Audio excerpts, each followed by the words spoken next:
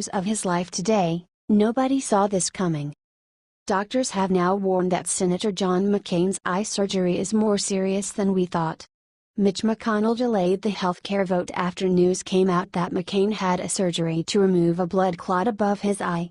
Now, we finally understand why McCain was asking such bizarre questions in the video below. McCain has been blaming his episodes on increasingly suspect things.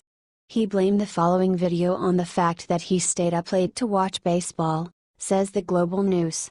According to the New York Times, McCain sent a statement out on Saturday that said that he would be recovering in Arizona for much longer than previously expected.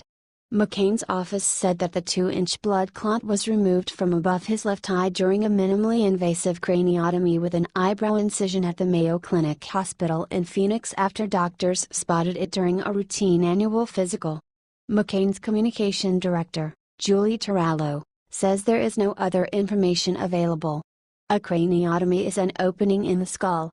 Usually, a blood clot in this area would be a very concerning issue, said Dr. Nirupin Baxi, an assistant professor of neurosurgery at the Albert Einstein College of Medicine in New York City.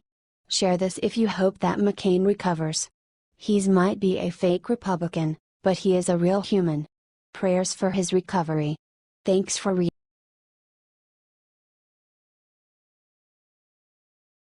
Ben Carson makes huge announcement and shocks the whole nation.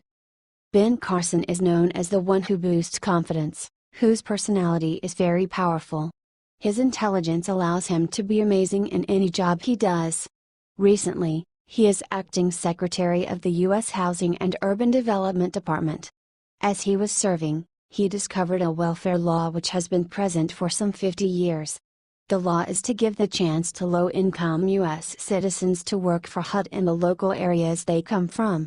That implies that constructors who cooperate with HUD on building projects will have to employ local, low-income people in their communities, at the same time supporting those people and putting money into their local economies. Carson said, "It's not how many people we can get into public housing. It's how many people we can get out of it. We're going to put much more emphasis on Section 3, which requires HUD builders to use low-income residents as employees during the construction of these various developments and in the redevelopment of places."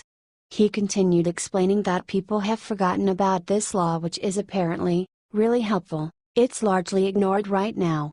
We're going to change that by emphasizing it in a different way and incentivizing people to use it. Most major construction and reconstruction projects are known about well more than a year in advance. If you know that already, why not prepare the people, begin to train the people, ahead of time, so that when you're ready to do it, you have the workforce that's necessary. Source: http://www.westernjournalism.com. We would be happy to hear your thoughts and predict.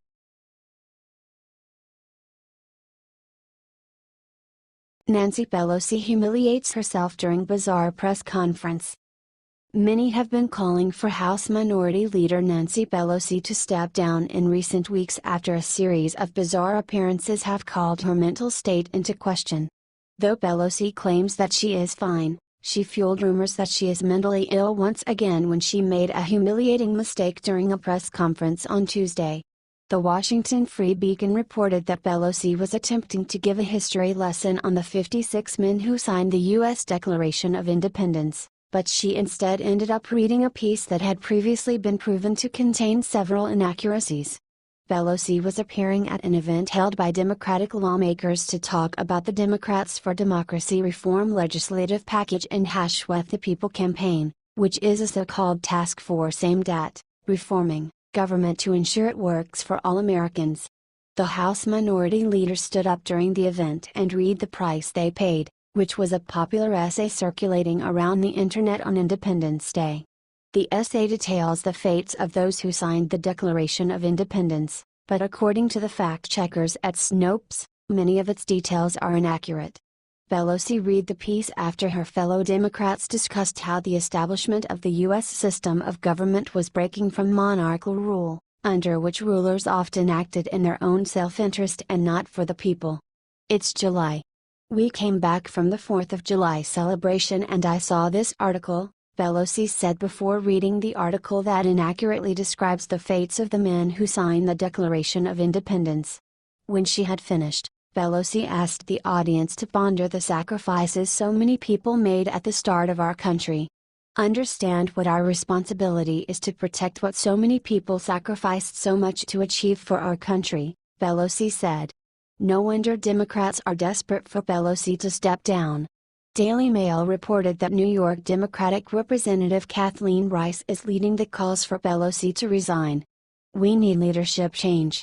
It's time for Nancy Pelosi to go, and the entire leadership team, Rice said. Massachusetts Democratic Representative Seth Moulton agreed with Rice. It's clear that, I think, across the board in the Democratic Party we need new leadership. It's time for a new generation of leadership in the party, he said. Share this story if you think Nancy Pelosi has lost height.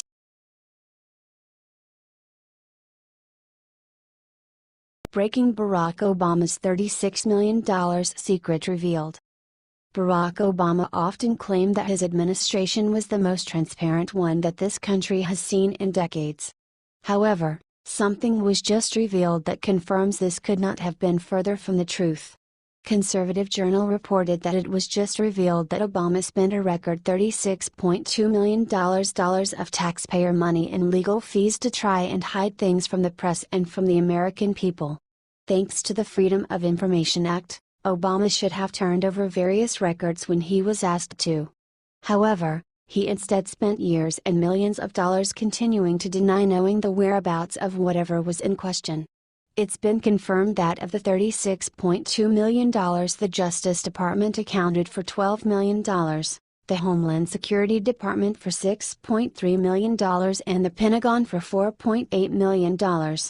Though Obama's White House claimed to be the most transparent administration in history, it was in no rush to respond to the 788,769 requests for files and were not concerned with the $478 million they paid staff to answer them. In a staggering 77% of the requests under President Obama's administration, the public received censored files or nothing at all. This proves once and for all that Obama was anything but transparent. Share this story if you agree Obama was the most conniving and corrupt president.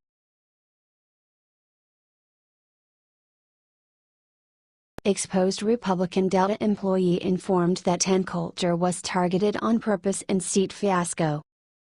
Coulter, a famous rightist, is not backing down in the fight against Delta. The airline company gave the seat she had booked and paid for to another person.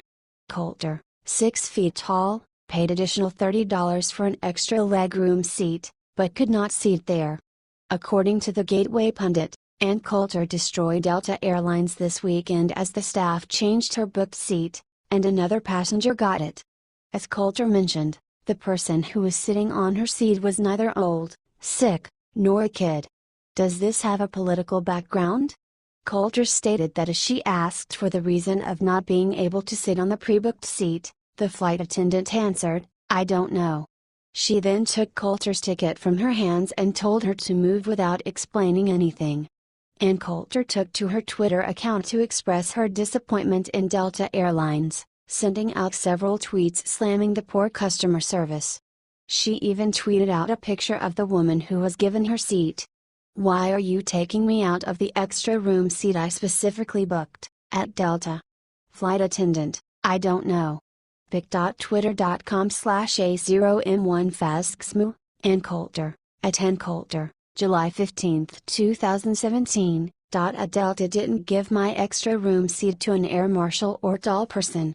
Here's the woman given my pre-booked seat, pic.twitter.com/IdenBatesXod, Coulter, at Coulter, July 15, 2017. Hey at Delta, you mind telling me why it was an emergency to move someone else into the seat I had carefully chosen in advance and booked? Coulter, at Coulter, July 15, 2017. Many have speculated Coulter's purchase was not honored by Delta Airlines due to her politics. Today, the conservative star tweeted out a text from a Republican Delta employee, saying Ann was targeted on purpose. Beware of that, Delta Republicans. Texts from a flight attendant, It was political. At Delta still won't give a reason.